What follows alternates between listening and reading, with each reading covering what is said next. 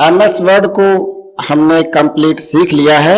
आज से हम लोग एक्सेल को सीखना स्टार्ट कर रहे हैं। अगर आपको एक्सेल के बारे में बिल्कुल भी जानकारी नहीं है, यानी कि आप एक्सेल के बारे में जीरो नॉलेज रखते हैं, कुछ भी नहीं जानते हैं, तो मैं आपको विश्वास दिलाता हूं, मेरी जितनी भी एक्सेल की वीडियो आएंगी, अगर आप उन वीडियो को पूरा ध्यान से देखते हो तो यकीन मानिए एक्सेल तो आप सीख ही जाओगे और साथ ही साथ आप एक्सेल में एक्सपर्ट भी बन जाओगे।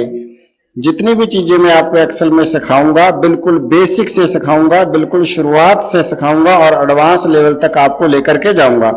और इस तरीके से आपको एक्सेल सिखाऊंगा कि हर चीजें आपको समझ में आएंगी।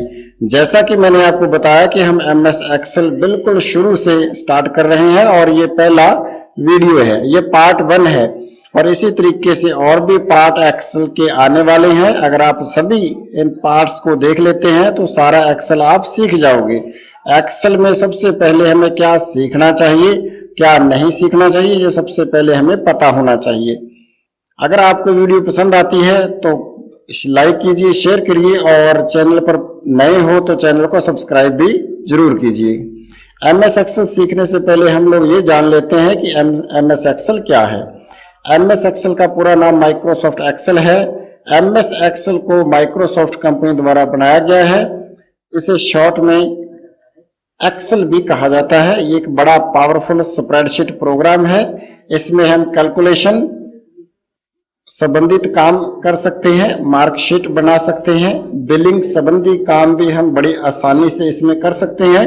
कोई भी सैलरी स्लिप तैयार कर सकते हैं, किसी भी प्रकार का ID कार्ड या किसी भी प्रकार की डेटा एंट्री को बड़ी आसानी से MS एक्सेल में कर सकते हैं। इन सभी कामों के अलावा हम और भी बहुत सारे काम MS एक्सेल में बड़ी आसानी से कर सकते हैं।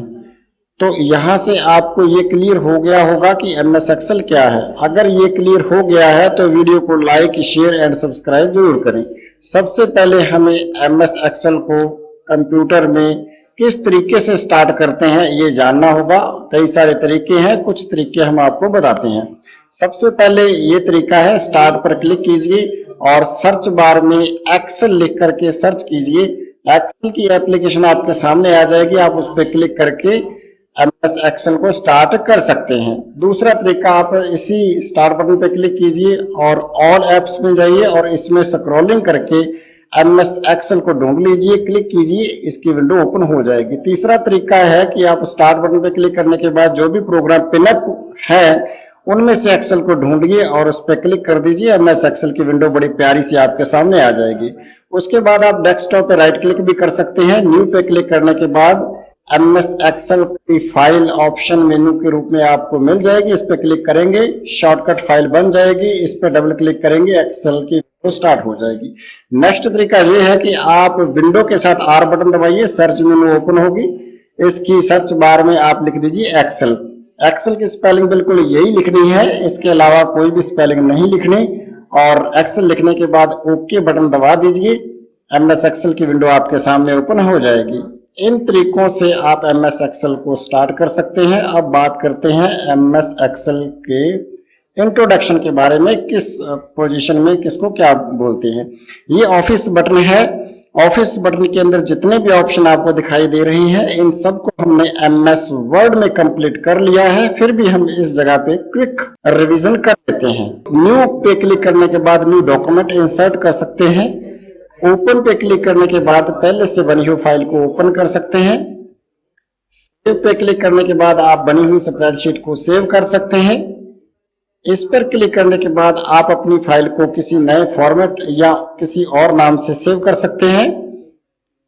प्रिंट पर क्लिक करने के बाद आप अपनी फाइल को प्रिंट कर सकते हैं। प्रिंट करने से पहले प्रीव्यू देख सकते हैं। इस पर क्लिक करने के बाद आप अपनी फाइल को प्रिपेयर कर सकते हैं। इस पर क्लिक करने के बाद आप अपनी फाइल को डायरेक्टली यहीं से सेंड कर सकते हैं, ईमेल या फिर फैक्स के रूप में। इस पर क्लिक करने के बाद आप अपनी फाइल को पब्लिश कर सकते हैं, यदि कोई ब्लॉग वगैरह में पब्लिश करनी है तो। और इस पर क्लिक करने के बाद आप MS एक्सेल को क्लोज कर सकते हैं।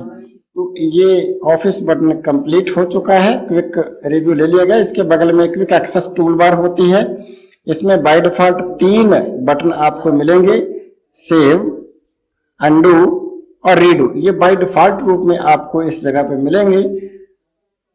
अगर चाहो तो और भी बटन ऐड कर सकते हैं। इस पर क्लिक करने के बाद मेनू ओपन होगी और जिस भी ऑप्शन को ऐड करना है उस पर क्लिक कर दोगे तो वो भी क्विक एक्सेस टूल बार में ऐड हो जाएगी। दोबारा ऐड करके देखते हैं, ये भी ऐड हो चुका है। अगर किसी को रिमूव करना चाहते हैं तो अनचेक कर दीजिए और जिस भी ऑप्शन को अनचेक करोगे क्विक एक्सेस टूल बार से रिमूव हो जाएगा।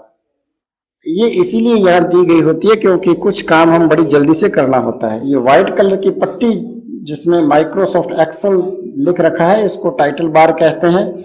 इसी के राइट साइड में आपको मिनिमाइज का बटन दे रखा है, क्लिक करोगे तो आपकी एक्सेल का जो फाइल है टास्क बार पे आ जाएगी। दोबारा क्लिक करोगे ये ओपन हो जाएगी। एक मैक्सिमाइज बटन है, रिस्टोर का बटन है, इस पे क्लिक करोगे तो आप अपनी विंडो को छोटा या बड़ा कर सकते हैं। दोबारा क्लिक करोगे तो ये बड़ी हो जाएगी। इस तरीके से मैक्सिमाइज बटन का। इसके बगल में एक क्लोज बटन है, इस पर क्लिक करोगे तो एमएस एक्सेल आपका पूरा बंद हो जाएगा। अगर आप चाहते हो कि इस विंडो को और छोटा करना है तो माउस के सहायता से ड्रैग करके इसको किसी भी तरीके से खींच के आप छोटा बड़ा कर सकते हैं। दाएं बाएं से या ऊपर नीचे से आप इसको ड्रैग करके छोटा बड़ा अपने हिसाब से कर सकते हैं। अगर छोटा कर देते हो और जगह पर लेके आना है तो टाइटल बार पे आप लेफ्ट बटन क्लिक करके रखना है और इसको ड्रैग करके अपनी इच्छित जगह पे ले आना है। तो इस तरीके से आप एमएस एक्सेल की फाइल को इधर उधर ले जा सकते हो। इसको दोबारा हम बड़ा कर देते हैं। ये ऊपर वाली साइड कंप्लीट हो चुकी है। इसके ठीक नीचे एक ब्लू कलर की जो पट्टी है इसको रिबन बोला जाता है। इसी में टैब बटन दिए गए हैं, इसको मेनू बार भी बोल सकते हैं। एक मेनू बार में अलग अलग ऑप्शन के ग्रुप्स दिए गए हैं जिनके बारे में हम आगे सीखेंगे। रिबन के ठीक नीचे ही हमें एक पट्टी मिलती है, इसको फार्मूला बार बोला जाता है। इस पर अगर माउस लेके जाओगे तो फार्मूला बार डिस्प्ले होना शुरू हो जाता है और इसके ठीक पहले नेम बॉक्स है। नेम बॉक्स का काम है जिस भी सेल में हम काम करेंगे उस सेल का एड्रेस या नेम इस जगह पे शो होगा और इसमें फार्मूला शो होगा। किसी भी सेल में फार्मूला लगाएंगे इसी में ही शो होगा। आप इसको बड़ा भी कर सकते हैं इस तरीके से। ये बड़ा करने का फायदा तब है जब बहुत बड़ा फार्मूला हमने इसमें लगाना होता है तो इसको बड़ा कर सकते हैं। इसको दोबारा छोटा करके ठीक नीचे देखो एक बुक 1 करके आ रहा है, ये जो दिख रही है आपको इसको शीट्स बोलते हैं। और इसमें जो देखो ए बी सी डी इस तरीके की टाइटल आपको दिखाई दे रही है प्रत्येक कॉलम के। ये कॉलम के नेम है, इसको कॉलम बोला जाता है। और ये 1 2 3 4 5 इस तरीके से काउंटिंग दे रखी है, इसको रोज कहा जाता है। रॉ, ये इस तरीके से रॉ है हॉरिजेंटली और वर्टिकली कॉलम है। और कॉलम रॉ के प्रतिच्छेदन बिंदु जिस जगह पर ये एक दूसरे को काटते हैं ये बॉक्स बनता है, इसको सेल बोलते हैं। यानी कि आपको पता चल गया कि रॉ और कॉलम जिस जगह पे कट हो रही है उस बॉक्स को सेल कहते हैं। तो ये छोटे छोटे सेल से शीट पूरी बनी हुई है और जिस भी जगह पे आप क्लिक करोगे उसके चारों तरफ जो ब्लैक ब्लैक बॉर्डर आ जाता है तो इसका मतलब ये एक्टिव सेल है। इसमें कुछ टाइप करेंगे तो इसी में ही टाइप होगा क्योंकि ये एक्टिव सेल है। जिस भी सेल में हमें काम करना होगा उस पर क्लिक करना होगा और उसके बाद टाइपिंग स्टार्ट करनी होगी। एक्सेल में रो की संख्या और कॉलम की संख्या ये भी आपको जरूर पता होना चाहिए क्योंकि इस तरीके के बहुत सारे क्वेश्चन प्रतियोगी परीक्षाओं में बन चुके हैं। अब जैसे फर्स्ट वाली रो में है अपन, लास्ट वाली रो में जाना है तो कंट्रोल के साथ डाउन एरो की दबा देना है, सीधा लास्ट वाली रो में चले जाएंगे। देखिए 10,48,576 रो है पूरी, इसको ध्यान रखना है, याद करके रखना है। कंट्रोल के साथ अप वाला एरो की दबाओगे तो पहली रो में आ जाओगे। इसी तरीके से आपको ये भी पता होना चाहिए कि आपके एक्सेल वर्कशीट में कितने कॉलम हैं। ये पता करने के लिए आप इस जगह पे भी क्लिक कर सकते हो तो नेम बॉक्स में देखो रो और कॉलम की संख्या आ जाएगी। 10 आर का मतलब रो है और 16,384 सी कॉलम है। देखो इस जगह पे आप देख 10,48,576 आर का मतलब रो, 16,384 सी का मतलब कॉलम। ये आप लास्ट कॉलम में भी जाना चाहते हो तो कंट्रोल के साथ राइट एरो की दबाएंगे, बिल्कुल लास्ट कॉलम में आप आ जाओगे। अगर फर्स्ट कॉलम में जाना है तो कंट्रोल के साथ आप लेफ्ट वाला एरो दबाएंगे तो बिल्कुल पहले कॉलम में आप आ जाओगे। इसके बारे में आपको ध्यान रखना है। अब कितने रो, कितने कॉलम, सेल क्या है, ये सब क्लियर हो गया। अब इस शीट में आपको 3 बाय डिफॉल्ट शीट मिलती हैं। ये पहली जो है ये एक्टिव शीट है क्योंकि इसमें हम काम कर रहे हैं। ये डीएक्टिवेट शीट है क्योंकि अभी तक हमने इनको ओपन नहीं किया।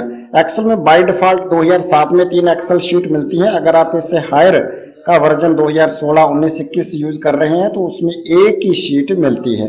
2007 में 3 डिफॉल्ट शीट आती हैं। आप बारी बारी से इनको क्लिक करके इन पे काम कर सकते हो। अगर इससे ज्यादा शीट की जरूरत पड़ती है तो इस शॉर्टकट बटन पे क्लिक करके इंसर्ट वर्कशीट वाले बटन पे क्लिक करोगे तो नई शीट इंसर्ट हो जाएगी। जितनी बार क्लिक करोगे उतनी शीट इंसर्ट हो जाएगी। शीट बढ़ाना तो हमने सीख लिया। मान लिए हमें कोई शीट डिलीट करनी है तो इसके लिए किसी भी शीट जिसको डिलीट करना है उस पर राइट क्लिक करेंगे और डिलीट बटन पे क्लिक कर देंगे, शीट डिलीट हो जाएगी। 1 बाय 1 आप कितनी भी शीट को डिलीट कर सकते हैं और इंसर्ट कर सकते हैं। मान लीजिए किसी शीट का नाम बदलना है तो उस पर क्लिक कीजिए, राइट क्लिक कीजिए और रीनेम पे क्लिक कर दीजिए और अपनी इच्छित नेम दे दीजिए, टाइप कर दीजिए, शीट का वही नाम हो जाएगा। तो इस तरीके से आप रीनेम भी कर सकते हैं। शीट 1 का नाम अब चेंज हो गया है। अगर आप इंसर्ट वर्कशीट पे थोड़ा माउस को रोकोगे तो एक शॉर्टकट भी बता रहा है। कीबोर्ड से शिफ्ट प्लस F11 दबाना है और जितनी बार शिफ्ट प्लस F11 दबाओगे शीट इंसर्ट होती जाएगी और वो आगे की तरफ इंसर्ट होंगी। देख लीजिए आगे की तरफ इंसर्ट होगी। लेकिन जब आप शॉर्टकट से इस तरीके बटन से क्लिक करोगे तो पीछे की तरफ शीट्स इंसर्ट होती हैं। इस तरीके से शॉर्टकट से भी आप शीट इंसर्ट कर सकते हो और बटन से भी। अब शीट को इंसर्ट करना, डिलीट करना, रीनेम करना, ये सब आपने सीख लिया है। देखिए इसी पट्टी में राइट साइड में आपको एक बटन दिखाई दे रहा है, इसको स्क्रॉल बार कहते हैं।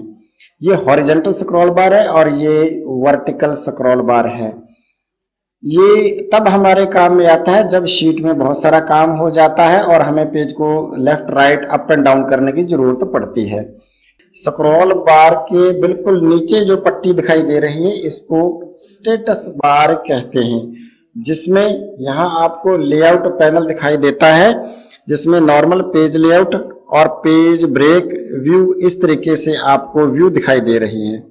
झूम इन और झूम आउट का भी ऑप्शन इसी में मिल जाता है। अगर आप प्लस पे क्लिक करेंगे तो आप झूम इन हो जाएंगे और माइनस पे क्लिक करोगे तो झूम आउट हो जाएंगे। जैसा कि मैंने आपको बताया कि अगर आप एक्सेल में काम करना है तो पहले सेल सेलेक्ट करना होगा जिसमें हमने काम करना है। जब हम एक बार सेल को सिलेक्ट कर लेते हैं तो कुछ भी डेटा उसमें टाइप कर सकते हैं। डेटा टाइप करने के बाद जो भी आपने उसमें लिख लिया, अगर आपको इस सेल से दूसरी सेल में जाना है तो आप कीबोर्ड पे जो एरो कीज दे रखी होती है उसमें से आप राइट एरो की पे क्लिक करेंगे तो आप राइट वाली सेल में चले जाएंगे। अगर आपने लेफ्ट साइड में जाना है तो लेफ्ट एरो की दबाइए, लेफ्ट साइड में चले जाओगे। डाउन में जाना है तो डाउन एरो की दबाओगे, अप में जाना है तो अप एरो की दबाइए। बड़ी आसानी से आप जा सकते हैं। यही काम आप इंटर बटन से भी कर सकते हैं। नीचे जाना है तो आप इंटर बटन दबाइए, लेकिन आपने राइट साइड में जाना है तो टैब बटन दबाइए। अगर आपने लेफ्ट साइड यानी पीछे साइड में जाना है तो शिफ्ट के साथ टैब बटन दबा दीजिए, आप पीछे की तरफ आ जाएंगे। एक चीज नोटिस कर रहे हैं, जब हम सेल को सिलेक्ट करते हैं तो D6 में है ये, तो नेम बॉक्स में भी D6 दिखा रहा है, यानी उस सेल का एड्रेस नेम बार में दिखा रहा है। इस तरीके से आप जिस भी सेल में जाओगे उसका एड्रेस, उसका नाम नेम बॉक्स में दिखाई देगा कि ये कौन सा कॉलम है, कौन सा रो है, सेल का एड्रेस क्या है। एक्सेल एक बहुत ही समझदार सॉफ्टवेयर है। बस आपने एक्सेल को एक बार कुछ भी हिंट देना होता है और वो एक ही बार में समझ जाता है कि आप क्या करना चाह रहे हो। जैसे इस सेल में क्लिक कर रहा हूं और 1 टाइप कर देता हूं, उसके बाद मैं डाउन एरो से नीचे आके 2 टाइप कर देता हूं। बस उसके बाद मैं दोनों सेल को ड्रैग करके सिलेक्ट कर लेता हूं और इसके राइट साइड नीचे की तरफ बिल्कुल इसको ड्रैग करके और राइट साइड नीचे की तरफ जब मैं माउस को कॉर्नर में लेके आऊंगा तो एक देखो एक प्लस का निशान आ गया। प्लस के निशान जब बन गया तो आपने इस सिलेक्शन को नीचे की तरफ ड्रैग करना है, ऐसे खींचते जाना है और इच्छित जगह तक खींच दीजिए। और एक्सेल समझ चुका है कि इसको क्या टाइप करना है, तो जितने भी गैपिंग थी उसके हिसाब से उसने डेटा दे दिया है। यानी एक्सेल को हमने एक हिंट दिया था कि एक के बाद दो आना है, तो एक्सेल समझ गया कि उसको आगे क्या करना है। आगे भी हम एक 2 टाइप कर देते हैं और नीचे वाली सेल में हमने 4 टाइप कर दिया। एक्सेल समझ गया है कि 2 का गैप रखना है। उसी तरीके से सिलेक्ट करके आप इसको ड्रैग कर दीजिए इच्छित जगह तक और ये 2 का टेबल पूरा कंप्लीट हो चुका है। आप आगे भी इसको ड्रैग कर सकते हैं, ये आगे चलता जाएगा एक्सेल। अब आगे एक और देखते हैं। अगर हम इस जगह पे 4 को टाइप कर देता हूं नीचे आके, उसके बाद मैंने 8 को लिख दिया है और इसको दोबारा सिलेक्ट कर लेते हैं और ड्रैग करते हैं, तो एक्सेल समझ चुका है कि क्या करना है और इसने 4 का टेबल कंप्लीट कर दिया है। और भी बहुत सारी चीजें हैं जो एक्सेल में हम करने वाले हैं। वीडियो काफी लंबा हो चुका है, मैंने सोचा है कि एक्सेल की जो भी वीडियो बनाऊंगा छोटी छोटी वीडियो बनाऊंगा ताकि आपको अच्छे से समझ में आए। वीडियो जब बड़ा हो जाता है तो देखने में उतना मजा नहीं आता और एडिटिंग करने में बहुत सारा समय लग जाता है। तो आज की वीडियो में बस इतना ही। इस वीडियो में मैंने आपको एक्सेल के पूरे परिचय के बारे में बता दिया है। नेक्स्ट वीडियो में हम बात करेंगे कि एक्सेल में हम काम कैसे कर सकते हैं। आज की वीडियो में बस इतना ही। अगर वीडियो आपको पसंद आया है तो वीडियो को लाइक कीजिए, दोस्तों के साथ शेयर कीजिए। चैनल पर अगर आप पहली बार आए हैं तो चैनल को सब्सक्राइब भी कीजिए और दोस्तों को भी सब्सक्राइब करवाइए, क्योंकि हमारे चैनल पर कंप्यूटर से रिलेटेड ढेर सारी वीडियो दिए जाते हैं। मिलते हैं एक नई वीडियो में नई जानकारी के साथ, तब तक के लिए नमस्कार।